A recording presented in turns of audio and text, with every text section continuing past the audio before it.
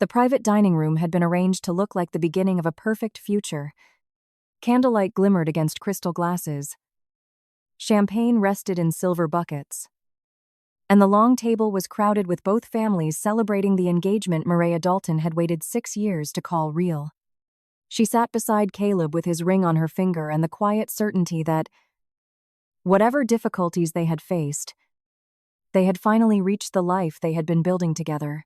Caleb had been drinking more than usual. But no one seemed concerned until he leaned back in his chair, looked across the table at Alyssa, and said with careless clarity, "I've loved your sister for 8 years." The room went silent so quickly that Mireia could hear the faint clink of ice settling in someone's glass. For a moment, she thought she had misunderstood him. Alyssa went pale, her hand freezing halfway toward her drink, while Mireia's parents stared at Caleb as if waiting for him to laugh and reveal some cruel joke. He did not. Instead, he gave a small, almost embarrassed smile, as though he had confessed to something inconvenient rather than shattered the woman beside him. Mireia turned slowly toward the man she had planned to marry. 6 years of birthdays, shared holidays, late-night promises, arguments followed by apologies, and conversations about homes and children seemed to collapse into a single unbearable question. "Then why did you ask me to marry you?" Caleb barely hesitated. He shrugged and said, "Because she never wanted me." The words struck harder than the confession itself. Mireia stared at him, unable to breathe for a second. He had not chosen her after realizing she was the woman he loved. He had chosen her because the woman he truly wanted had never been available. Every memory she had treasured suddenly felt contaminated by the possibility that she had spent 6 years occupying a place meant for someone else. Across the table, Alyssa's shock turned to horror. "Caleb, I never knew," she said quickly, looking directly at Mireia. "I swear I didn't know." Mireia believed her. There was no guilt in Alyssa's face. No secret understanding between them. Only disgust and disbelief. That knowledge spared Mireia one betrayal. But it made Caleb's behavior even uglier. He had built an entire relationship around feelings he had never admitted, allowing both sisters to live inside a lie only he understood. Caleb reached for his glass again as murmurs began around the table. "I shouldn't have said it like that," he muttered, already sounding irritated by everyone's reaction. Mireia looked down at the engagement ring on her hand. Only that morning, she had admired how it caught the light, imagining herself wearing it for the rest of her life. Now it felt less like a promise and more like proof of how completely she had misunderstood her place in Caleb's heart. When she looked back at him, he seemed to expect tears, Kiss Jones, perhaps even reassurance that they could discuss everything later. What he did not expect was the sharp crack of Mireia's palm against his cheek. The sound silenced the room again. Caleb's head turned with the force of the slap. Mireia's Hand stung, but she barely noticed. "You let me believe I was building a life with someone who chose me," she said, her voice trembling but clear. "You let me give you 6 years while you were waiting for someone else to want you." Caleb touched his cheek, his expression shifting from shock to indignation. "Mireia, don't make a scene."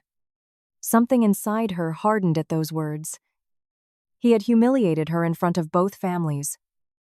Yet somehow he still expected her to protect his comfort. Mireia slipped the ring from her finger. Caleb's eyes followed the movement. And for the first time that evening, genuine alarm appeared on his face.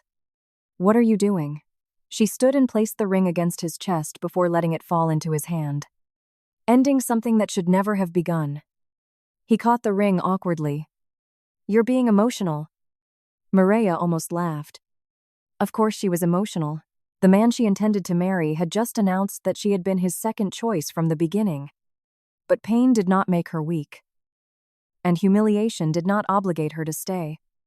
She lifted her chin and looked around the table once, refusing to apologize for what had happened to her. That was when her eyes briefly met those of a stranger seated farther down the room. Darius Villano had been invited through a business connection of Caleb's, though Mireia knew little about him beyond the whispered reputation that followed his name. He was devastatingly handsome, dressed in a dark suit, and so composed that the chaos around him seemed unable to touch him. Unlike the others, he was not staring at Mireia with pity. His expression was unreadable, his attention focused and unsettlingly calm. Caleb pushed back his chair. Mireia, sit down. We can talk about this. She ignored him. Alyssa rose as if she wanted to follow, but Mireia gave her a small shake of the head. She needed distance more than comfort. Gathering what remained of her dignity, she turned and walked toward the private corridor leading out of the restaurant. Caleb called her name behind her, but she did not stop. The engagement party continued to sit in stunned silence as the door closed after her. Darius remained where he was for several seconds, watching the empty space Mireia had left behind. Then his gaze dropped to the small jewelry case beside her abandoned chair, where a tiny crescent wrapped around a flame had been stamped beneath the lid. Something changed in his face. Until that moment, Mireia Dalton had been only the woman whose fiancé had destroyed their engagement in front of everyone. Now Darius Villano was looking at a symbol he knew, one connected to a memory he had kept locked away for years. And as Mireia disappeared down the corridor, unaware of the man watching her leave, the worst night of her romantic life quietly became the beginning of something neither of them could yet understand. Mireia had barely reached the private corridor when she heard Caleb behind her. Mireia. Wait. She kept walking, one hand gripping the strap of her purse, while the other still tingled from the slap she had delivered moments earlier. His footsteps quickened until he was close enough for his voice to follow her like something she could not escape. Can you stop for 1 second? You're making this into something it doesn't need to be. That sentence stopped her more effectively than his confession had. Mireia turned slowly. Caleb stood several feet away with his tie loosened and his face flushed from alcohol. But there was no real shame in his expression. He looked annoyed, as though the greatest problem of the evening was not that he had admitted loving her sister for 8 years, but that Mireia had reacted badly to hearing it. She stared at him and suddenly recognized the pattern. How many times had he used that same tone over the past 6 years? Whenever she questioned why he became distant when Alyssa visited, Caleb had smiled and told her she was imagining things. When she noticed the way his attention followed her sister across a room, he accused Mireia of being jealous. When she said something felt wrong, he called her too sensitive. If she pushed harder, he would kiss her forehead and tell her she was overthinking again, turning every instinct she had into another reason to doubt herself. Mireia had believed him because Caleb knew exactly where her confidence was weakest. She had spent much of her life being aware that she was the largest woman in rooms where thinness seemed to function like an invisible standard of worth. She had learned to notice the glances in clothing stores, the unsolicited advice about losing weight, the compliments that arrived with conditions attached. Caleb had known all of it. She had trusted him enough to tell him how difficult it sometimes was to believe that a man like him could look at her and never wish she were smaller, prettier, easier to display beside him. Instead of protecting that vulnerability, he had quietly used it. Whenever Mireia questioned his behavior, the conversation somehow ended with her apologizing for her insecurity. She had spent years wondering whether the uneasiness in their relationship came from her body rather than from his dishonesty.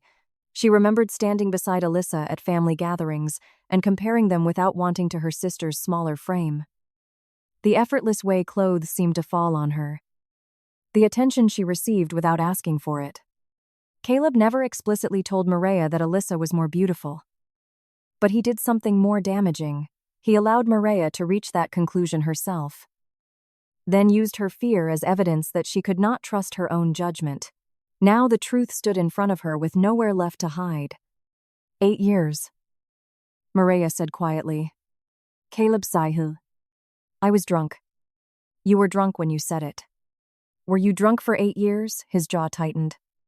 He did not answer. Mireia felt something inside her break. But beneath the pain came an unexpected clarity. She had been searching for a flaw in herself, when the flaw had always been his deception. "You knew," she whispered. Caleb frowned. "Knew what you knew?" I blamed myself. His expression changed for only a second. "But she saw it. You knew I thought my body was the reason I never felt secure with you. Every time I questioned you, you let me believe I was jealous because I was afraid you would eventually want someone thinner, prettier, someone more like Alyssa. Mireia. Come on." "No." Her voice was calm now, and that seemed to disturb him more than anger would have. "You don't get to do that anymore. You don't get to lie to me and then convince me that my reaction to the lie is the real problem." Caleb rubbed a hand over his face. "Fine. I handled things badly. But throwing away 6 years because I had feelings for someone else is insane. I proposed to you. I chose you." Mireia almost laughed. For years. Those words would have been enough to make her stay. Now they sounded hollow. "You didn't choose me," she said. "Alyssa never chose you. There's a difference." Caleb opened his mouth. But no polished explanation came.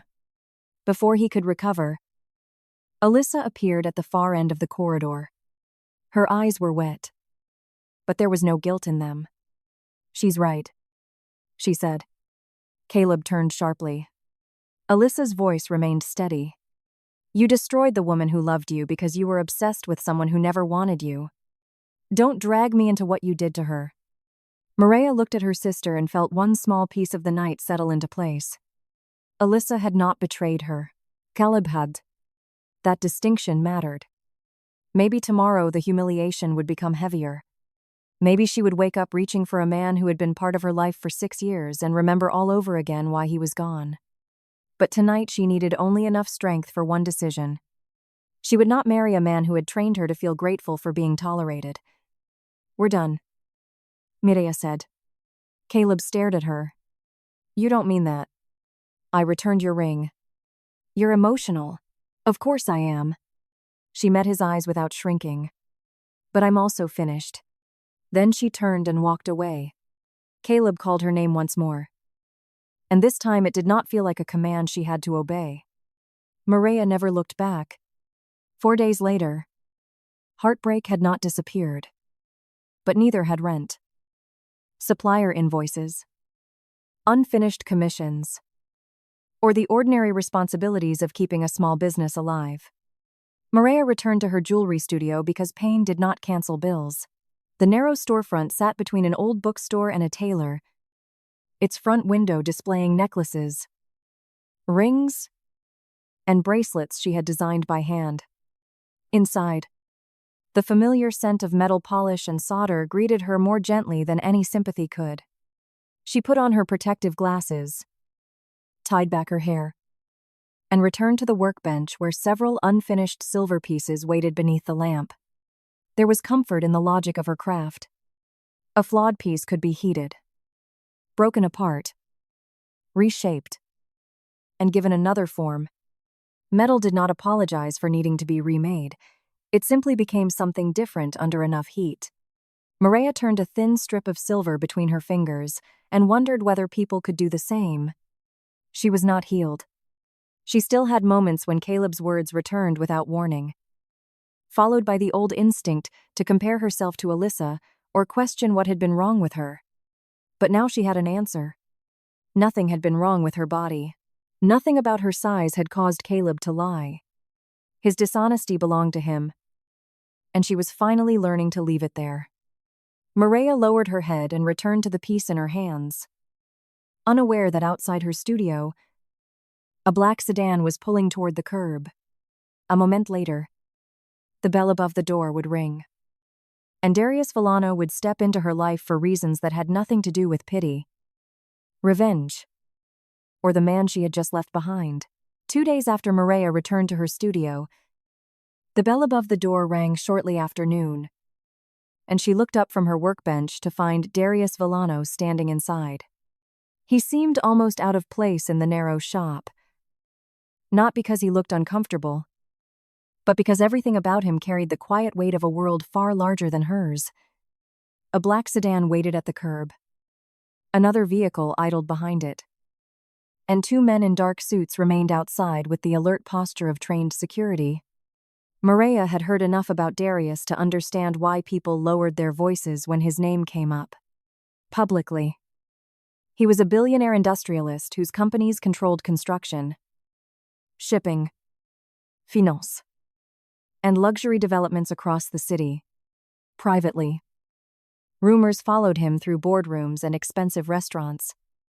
Stories about an organization built on loyalty, influence, and consequences that respectable newspapers preferred to describe only indirectly. Powerful men were careful around him. And even those who dismissed the Mafia stories rarely dismissed Darius himself. Mireia removed her protective glasses and watched him approach the counter. "If Caleb sent you, you can save yourself the trouble," she said. Darius's expression barely changed. "He didn't. Then I suppose this is either very good news or significantly worse news." For the briefest moment, something close to amusement appeared in his eyes. But he said nothing. Instead, he placed a small velvet box on the counter between them. "I came because of this." Mireia opened it carefully. Her dry humor disappeared. Inside lay an old silver pendant shaped like an olive branch curled around a tiny blue stone. Time had softened its shine.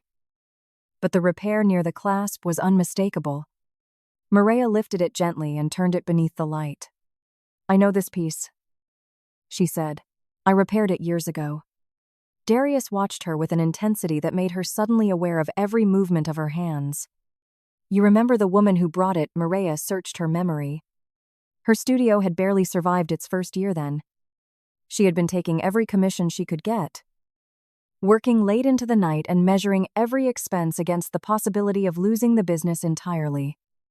An older woman had entered one afternoon carrying the necklace inside a worn purse.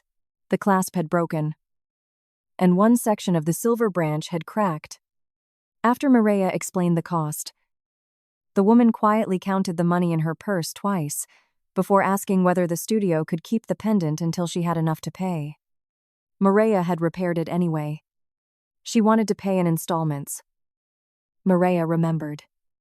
Darius's gaze dropped to the necklace.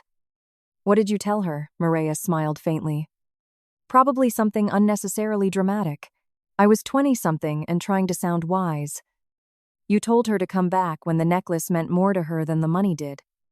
The smile left Mireia's face. She looked up at him. Darius was still composed. But grief lived strangely in people who had trained themselves never to show weakness. It appeared in the objects they handled with unusual care and in the pauses they allowed before answering certain questions. "She was my mother," he said. The revelation changed the atmosphere of the room. Mireia lowered the pendant into the box with greater care than before. "I didn't know." That was the point. Darius explained that his mother had occasionally gone into the city without using the Villano name. She disliked the way people changed when they knew who she was. How kindness became calculation, and ordinary conversations became performances. From time to time, she would leave behind the security, money, and social machinery attached to her family simply to be treated like anyone else. Mireia had been one of the people she encountered during those quiet escapes. She died 2 years later. Darius said. Mireia's voice softened. "I'm sorry." He acknowledged the sympathy with a slight inclination of his head. After his mother's death, Darius had found the pendant among her belongings. Inside the box was a tiny mark stamped beneath the lining, a crescent wrapped around a flame. Mireia's signature. For years he had known only that some unknown jeweler had repaired a necklace his mother treasured and refused to exploit a woman who appeared unable to pay. He had never found that jeweler until the engagement dinner. When Mireia left behind a jewelry case carrying the same mark, "You recognized my logo that night?" she asked. "I recognize anything connected to her." Mireia studied him in silence. Caleb had spoken about Darius for months before the engagement, usually in the language of business opportunities, investment committees, and access. To Caleb. Darius Villano had represented the kind of approval that could transform a developer's career overnight. Mireia had expected that if such a man ever entered her life, there would be a favor attached, a price hidden beneath generosity, or some unspoken obligation she would regret accepting. "If you came here to repay me," she said, "you don't owe me anything." "I know." The answer surprised her more than an offer of money would have. Darius closed the velvet box. "You were kind to her when her name meant nothing to you." His eyes met hers. "I don't forget that."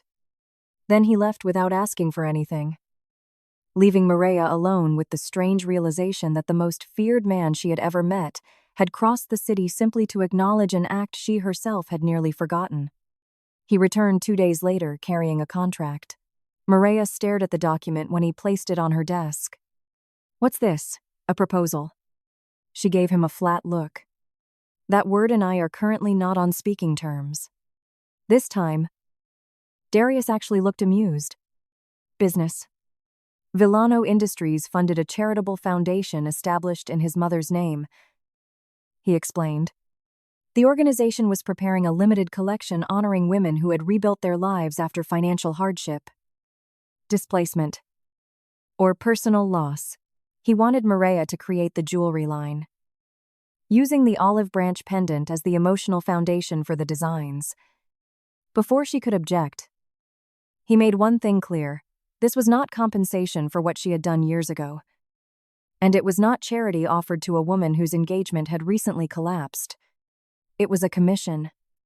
Her studio would be paid market rates. Her name would remain attached to the collection, and she would be hired because he trusted her craftsmanship and the values behind it. Mireia opened the contract but did not sign. She began reading from the first page. 5 minutes passed. Then 10. Darius remained across from her without interruption as she studied licensing rights, production schedules, payment milestones, ownership provisions, cancellation terms, and future reproduction rights.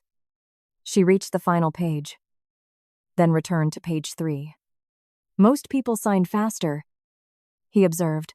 "Most people probably bring lawyers. I can provide one." Mireia looked up immediately. "That would be your lawyer." Darius paused. "Faire point." She continued reading until she found 2 clauses she disliked. The first gave Villano Industries broad approval rights over modifications after delivery. Mireia tapped the paragraph with her pen. "No." One of Darius's eyebrows lifted. "No, if my name stays attached to the collection. Nobody changes my designs without my approval. The company needs flexibility. Then remove my name from anything you alter." He studied her for several seconds.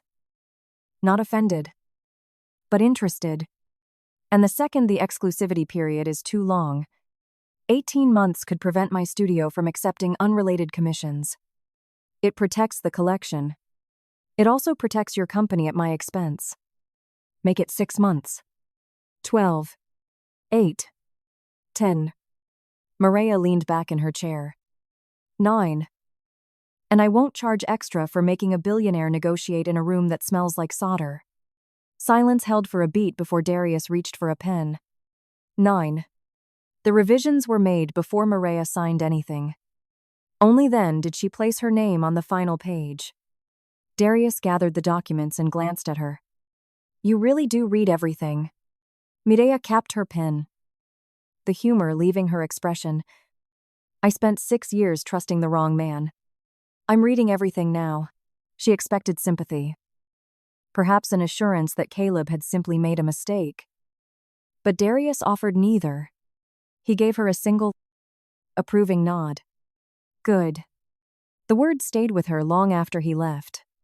3 days later, Mireia walked into Villano Industries' headquarters for their first official design meeting and discovered that Darius's power was even quieter in his own territory. Executives lowered their voices when he entered. Security recognized him without questions. Decisions seemed to rearrange themselves around his presence. Yet when Mireia rejected an expensive gemstone because it overwhelmed the centerpiece design, The creative director hesitated and looked toward Darius for permission to overrule her. Darius did not look at the executive. He looked at Mireia. Her collection, he said simply. The discussion ended there. Mireia lowered her eyes to her sketches, hiding the small shift in her expression. For 6 years, she had lived beside a man who taught her to question her instincts. Now she was working with one of the most powerful men in the city, and he had just made it clear that her expertise did not require his approval to be valid. That was how their partnership began, not with rescue, pity, or romance, but with a memory, a contract, and the first fragile foundation of mutual respect. Working with Darius became easier than Mireia had expected, which was precisely what made it dangerous. Their meetings began as strictly professional discussions about metals, stones, production schedules, and the story behind the foundation collection. But over time, those conversations developed a rhythm of their own. Mireia learned that Darius disliked unnecessary presentations, drank espresso without sugar, and could silence an entire conference room simply by lowering his voice. Darius learned that she sketched whenever she was thinking, argued with gemstones as if they were stubborn people, and used dry humor whenever she felt too emotionally exposed. More important than any of those details, however, was the way he treated her work. During one design review, the creative director insisted that a larger diamond would make the centerpiece more commercially impressive. Mireia disagreed immediately. The stone was beautiful, but it overwhelmed the shape of the pendant and turned a design about resilience into something that looked like an advertisement for wealth. The director argued that customers expected luxury from anything connected to the Villano name, then glanced toward Darius as though Mireia's opinion required confirmation. Everyone at the table followed his gaze. Mireia felt the old instinct to prepare a defense, a habit left over from years of being told that her reactions were excessive and her judgment unreliable. Darius did not rescue her from the disagreement or explain her own reasoning for her. He simply looked at the creative director and said, "Her collection." 2 words ended the discussion. Mireia remained quiet for a moment, more affected than she wanted anyone to notice. Caleb had spent years making her second-guess herself. Darius, a man accustomed to having the final word in nearly every room he entered, had just chosen not to use that authority where it did not belong. Over the next several weeks, he repeated that respect in smaller ways. He never changed a sketch without asking. He did not introduce her as someone he was helping, but as the designer responsible for the collection. When executives questioned production choices, he directed them back to her. When she disagreed with him, he listened rather than treating disagreement as disobedience. Mireia told herself that this was simply what professional respect should look like, yet she could not ignore how unfamiliar it felt. Then Caleb returned. It was nearly closing time when he walked into her studio wearing the navy suit she had once helped him choose. For 6 years, the sight of him had meant familiarity, shared routines, and a future she believed they were building together. Now it mostly made her tired. "You need to leave," she said before he reached the counter. Caleb raised both hands as if approaching an unreasonable person. "I only want 5 minutes." Mireia should have refused, but curiosity kept her still. "What do you want?" He exhaled as though relieved that she had finally become sensible. "I've had time to think. I know I said terrible things. I know the engagement dinner was a disaster. But 6 years shouldn't disappear because of one night." Mireia stared at him. "It wasn't one night. You know what I mean." He stepped closer and began listing the history between them as proof that it deserved another chance. They had worked well together. She understood his schedule. She had always supported his career. His parents adored her. She knew how important his projects were and never complained when meetings ran late. She had hosted dinners when investors came to town, remembered his mother's birthday, rearranged her own plans around his deadlines, and stood beside him at endless networking events, where he introduced her as though she were part of the polished image of success he wanted to present. The longer Caleb spoke, the clearer Mireia's understanding became. He was not describing the woman he loved. He was describing the system that had made his life easier. He missed the person who remembered his obligations, protected his time, softened his mistakes, and treated his ambitions as though they were equally hers. Caleb missed infrastructure. Not Mireia. You don't miss me, she said finally. He frowned. Of course I do. Then tell me something about me that you miss that has nothing to do with what I did for you. Silence followed. Caleb's eyes moved around the studio, searching for an answer, and landed on the presentation boards bearing the Villano Foundation logo. Something shifted in his face. You're working directly with Villano, there it was. Mireia folded her arms. Caleb attempted to recover. I'm just surprised. That's all. But she knew him too well. Before their engagement ended, he had spoken constantly about Villano Industries because his waterfront development, Wren Harbor, needed institutional financing and infrastructure support. Darius's companies were exactly the kind of partners Caleb had spent months trying to attract. His sudden interest in repairing their relationship no longer looked romantic. Is this why you came? She asked. Don't be ridiculous. Then why does Darius matter? Caleb's composure tightened. I'm trying to fix us. There is no us. Mireia opened the door and waited. He left angry. But she no longer felt responsible for smoothing that anger into something easier for him to carry. A few days later, Adrian Cole entered her studio carrying 2 coffees. Adrian had been one of her clients for almost 3 years. An architect who commissioned custom pieces whenever he completed a major project. He was handsome without seeming aware of it, successful without treating every conversation as a resume, and one of the few men Mireia knew who could discuss metal finishes intelligently without pretending to understand things he did not. He placed 1 coffee beside her workbench. Before you ask. The second one isn't payment. Mireia looked at him suspiciously. I wasn't going to ask. You were thinking it. I recently canceled a wedding.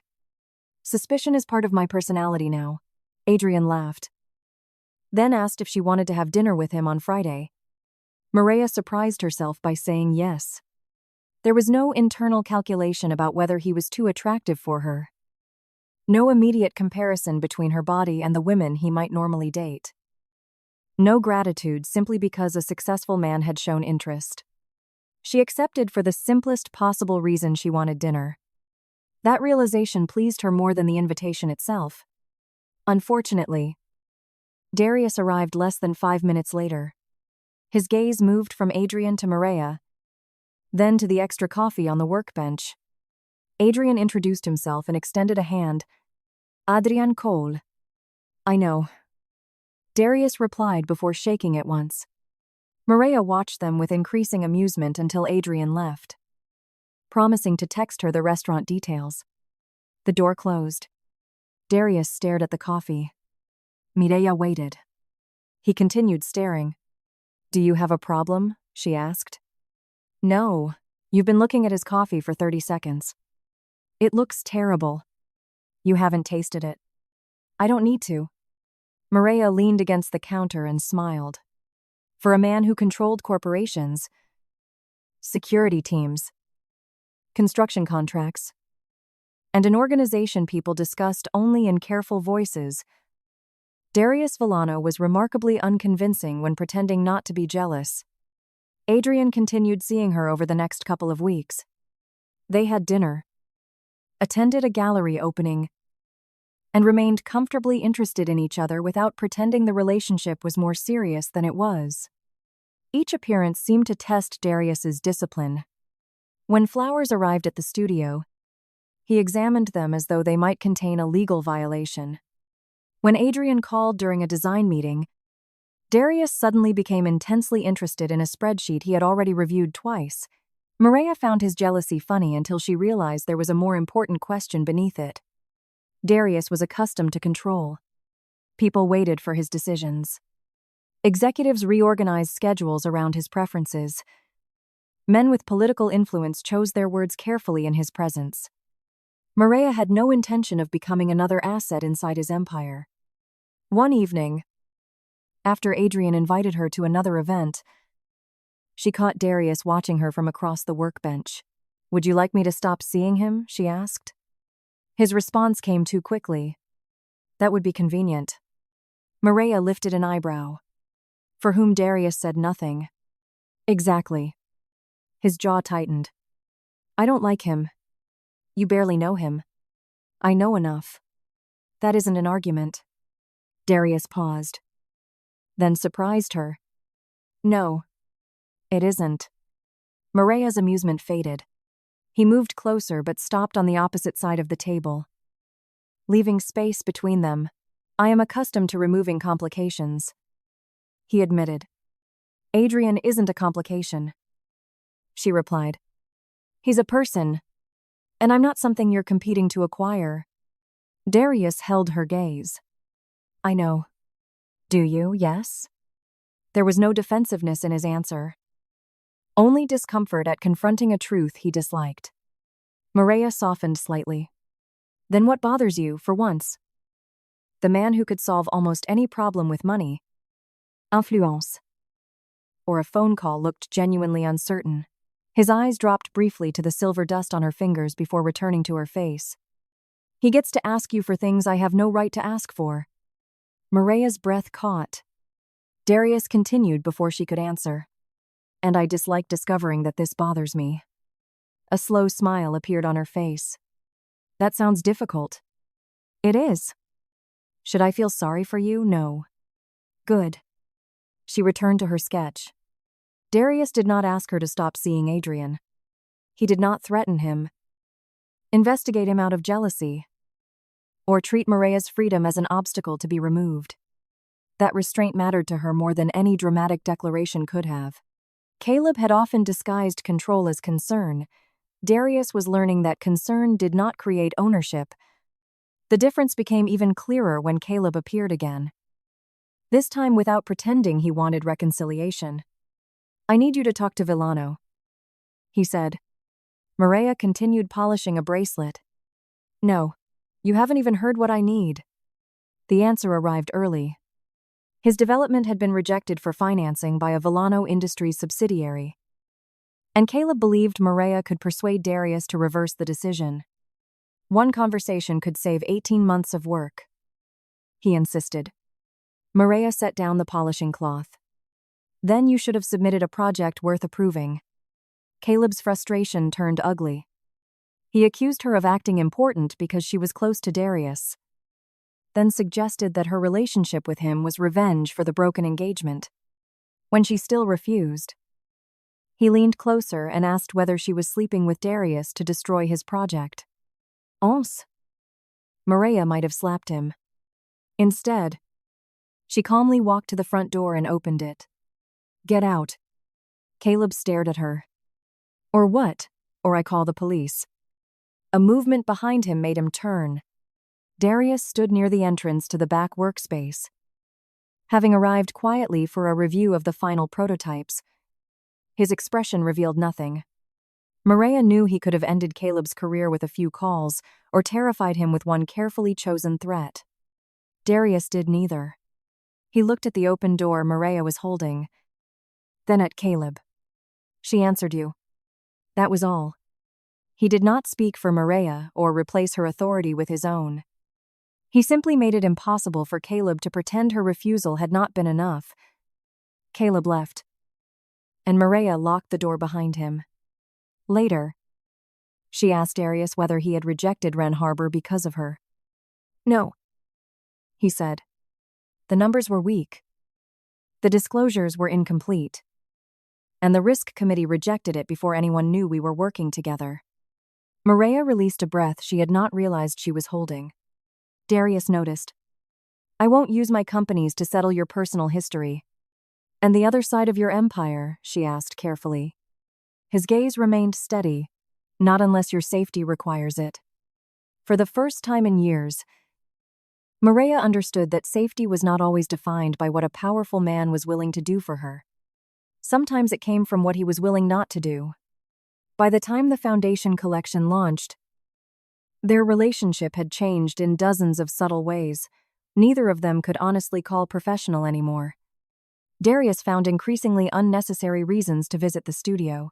He arrived to discuss inventory reports the contract manager already handled, requested clarification about clasps that had been approved days earlier, and once appeared personally because, according to him, a packaging decision required immediate attention. Mireia allowed the excuses to continue until the collection sold out, and she finally stopped pretending she did not understand them. One evening, after the contractors working on her studio expansion had left, she and Darius sat among paint samples, unopened boxes, and takeout containers. Mireia looked at him across the unfinished room. "You don't need to review the foundation inventory anymore." "I know. The contract manager sends you reports." "Yes. Last Tuesday you came here because you supposedly needed clarification about a clasp. It was an important clasp. It had already been approved." Darius looked at her. Knowing the argument was lost, Mireia folded her arms. "Why do you keep coming back?" For a man capable of negotiating acquisitions involving hundreds of millions without hesitation, he took an unusually long time to answer. "The first time I came because of my mother," he said. "I had spent years wondering who repaired her pendant and treated her kindly when there was nothing to gain from it." Mireia's expression softened. And now his eyes held hers. "Now I keep inventing reasons to come back." A smile escaped her. "That's pathetic for a Mafia boss." "It has been a difficult adjustment." She laughed. But Darius remained serious. He moved closer and stopped before touching her. "Mireia." The change in his voice erased her humor. "Caleb chose you because the woman he wanted would not choose him. Then he made his inability to recognize your value feel like evidence that you had less of it." The old wound tightened. But she did not look away. "I'm choosing you because there isn't anyone else I want." Months earlier, those words might have overwhelmed her. She might have confused intensity with security and being desired with being valued. She knew better now. "What if I need time?" she asked. "Take it. What if the answer isn't the one you want?" Something in his jaw tightened, but his voice stayed level. "Then it isn't." Mireia studied him. "You'd accept that, no?" Darius said. Her eyebrows rose. He added, "I would hate it privately and behave appropriately." Mireia laughed, the tension breaking between them. "That may be the healthiest threat you've ever made." "I've been practicing." She stepped closer. Adrian had already become a friend after Mireia told him honestly that her feelings were moving elsewhere. And for once she had ended a possibility without guilt. Obligation. Or fear. Darius waited in front of her without reaching first. Mireia understood what he was giving her in that silence. He could command companies, intimidate powerful men, and control circumstances most people could not influence, but he had no authority over this answer. He wanted her and still allowed her to remain entirely free. Mireia lifted one hand and touched his face. "This isn't revenge against Caleb," she said. "I wouldn't want it if it were. And I'm not becoming another beautiful object in your empire." The faintest smile touched Darius's mouth. "You've argued with me too much for that to be possible." Mireia smiled back. Then she closed the remaining distance and kissed him because she wanted to. Not because she was grateful to be wanted. Not because she feared losing him. And not because his power made refusal impossible. Darius did not pull her closer until she did first. Outside the studio, the city knew him as a man whose decisions rarely required anyone else's permission. Inside, he discovered that the answer he wanted most was valuable only because Mireia was completely free to give or withhold it. For Mireia, that freedom was what finally made choosing him feel safe. The foundation collection sold out in 11 days. far faster than Mireia had prepared herself to believe possible. At first, she assumed the sudden flood of orders was simply the result of Darius's name attached to the foundation. But the attention did not disappear when the launch ended. A respected design publication featured her work. 2 luxury retailers contacted her about carrying future collections. Private clients began requesting custom pieces, and one anniversary commission alone was worth more than Mireia had earned during several of the earliest months of her business. For the first time, expansion stopped feeling like an irresponsible dream and became a practical decision. She signed the lease on the storefront next to her studio, hired 4 employees, invested in better equipment, and began planning another collection under her own name.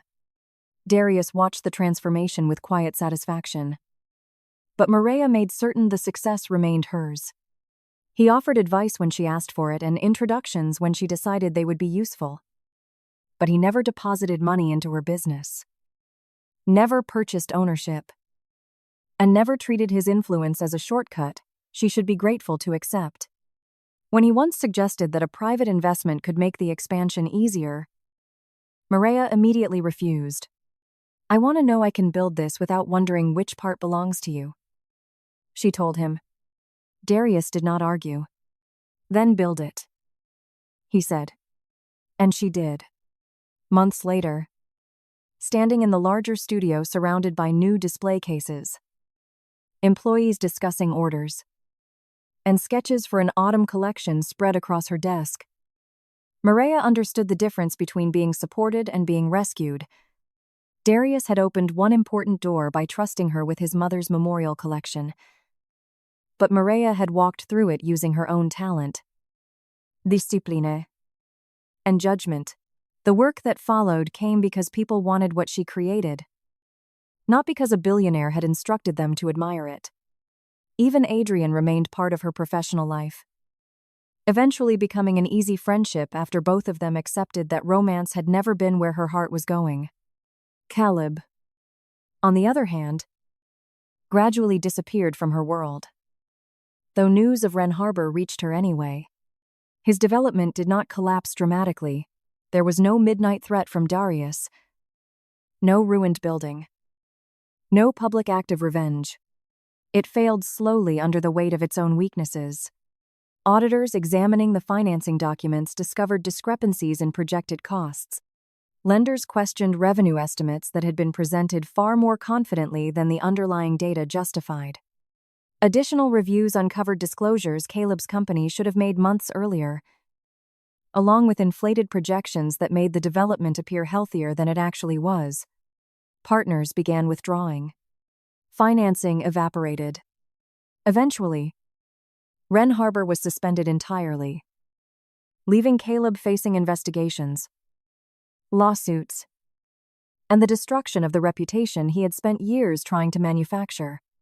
When Mireia heard the news, her first question to Darius was simple. "Did you do anything?" He looked at her across the dinner table. No. She believed him because he had already shown her that he understood why the answer mattered. Darius could have destroyed Caleb personally.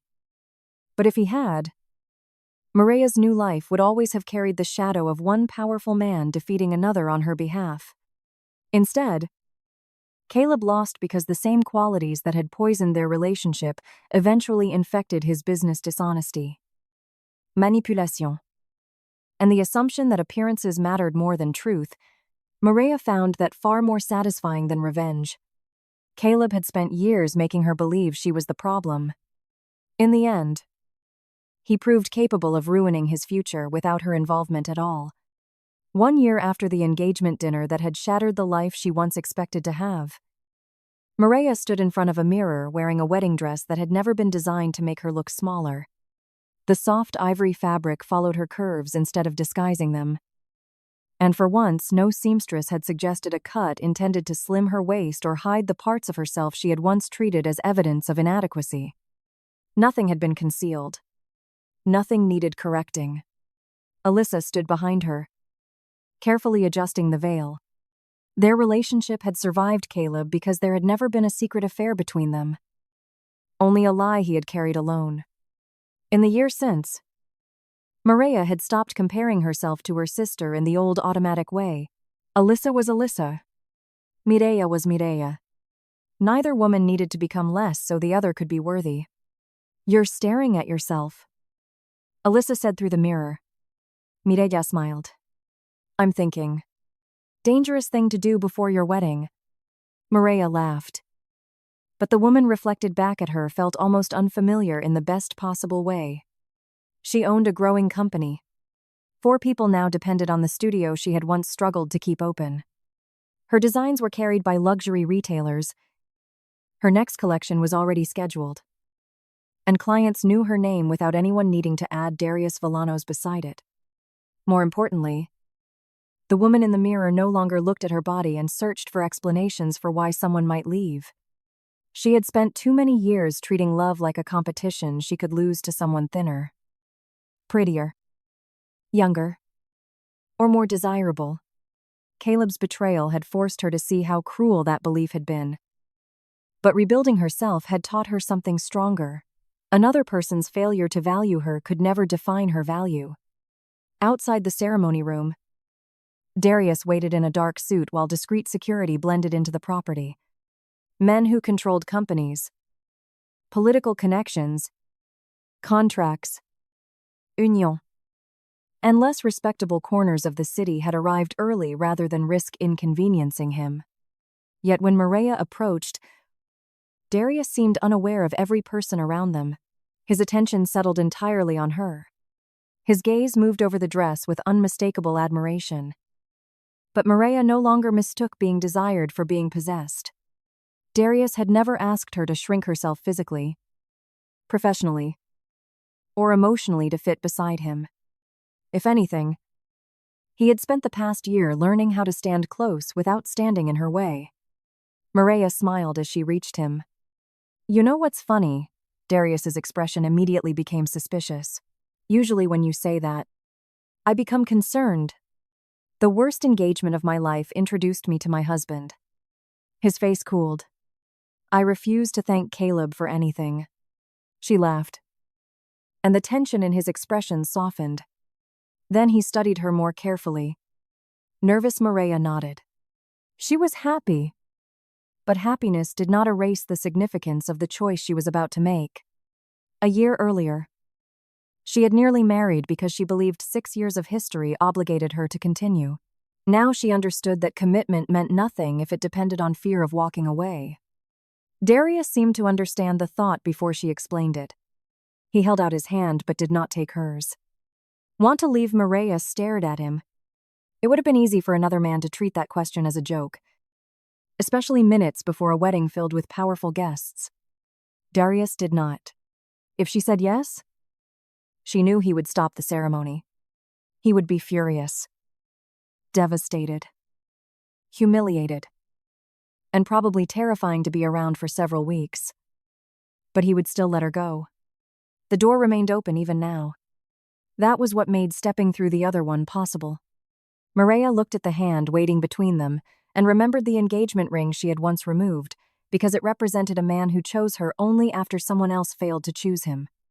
For years, she had believed love meant winning, being preferred, being selected over another woman. Darius had certainly chosen her. But that was no longer the most important part of the story. Before she could love him freely, Mireia had needed to stop waiting for someone else's desire to certify her worth. She placed her hand in his. Not this time. Darius's fingers closed around hers. Warm and certain, without becoming a restraint. Together they walked toward the ceremony. The city still knew him as a man whose power made refusal dangerous for almost everyone. Yet the woman beside him had fallen in love precisely because he had never made her answer belong to him. Mireia had once thought being chosen first would heal everything Caleb had broken.